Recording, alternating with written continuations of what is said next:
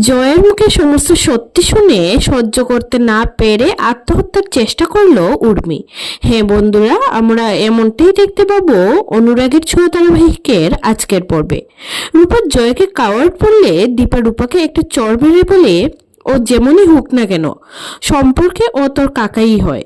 তুই যে বাইরে বড় হয়েছিস সেটা তোকে দেখেই বোঝা যাচ্ছে রূপা।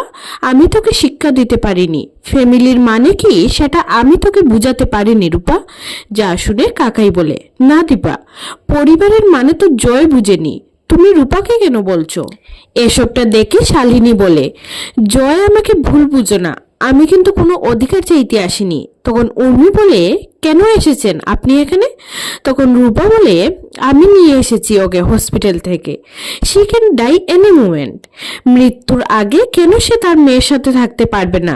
জাস্ট বিকজ জয় সেনগুপ্ত একজন ইরেসপন্সিবল কাওয়ার্ড, তাই জন্য?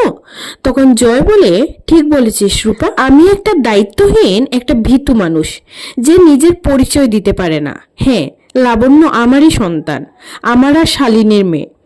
বেশ কিছু বছর আগে শালিনীর সঙ্গে আমার পরিচয় হয় পুনেতে। শালিনী আমার মায়ের অন্ধভক্ত ছিল। আমাদের মা চলে যাওয়ার পর বিজনেসের জন্য আমি যতবার বাইরে গেছি আমার শালিনীর সঙ্গে দেখা হতেই থাকে। সেখান থেকে আমাদের বন্ধুত্ব হয়, আর তারপর কখন যে আমরা কাছাকাছি চলে আসি বুঝতেই পারিনি। এসব কথা শুনে উর্মি সহ্য করতে না পেরে আত্মহত্যার চেষ্টা করে, যা দেখে সবাই মিলে উর্মিকে হসপিটালে নিয়ে যায়। তখন দীপা রূপাকে বলে, আমি তোকে কতবার জিজ্ঞেস করলাম রূপা, তুই আমাকে একবার বলতে পারতিস শালিনীর কথা, আমিও আলাদা করে একটা ব্যবস্থা করতে পারতাম। উর্মিকে আমি না হয় আলাদা করে বুঝাতে পারতাম। উর্মির যদি আজকে কোনো ক্ষতি হয়ে যায় এর জন্য দায়ী কিন্তু তুই থাকবি রূপা, বলেই হসপিটালে ছুটে যায় দীপা।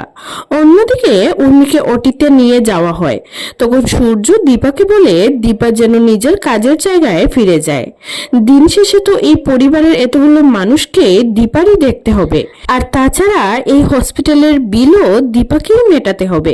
সূর্যের কথা শুনে দীপা ছুটে বেরিয়ে যায় রেস্টুরেন্ট বাঁচাতে। অন্যদিকে রূপা শালিনী এবং লাবণ্যকে নিজের ঘরে নিয়ে যেতে চায়, যা দেখে কাকিয়ে বলে, তোর সত্যি লজ্জা করে না? না, বাড়ির বউ মরতে বসেছে আর তুই এখানে, ছি।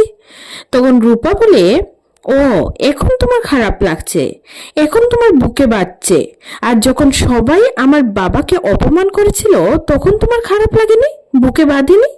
আমি তো শুধু সত্যি কথা বলেছি। ওই বাচ্চা মেয়েটার মধ্যে আমি নিজেকে খুঁজে পেয়েছি।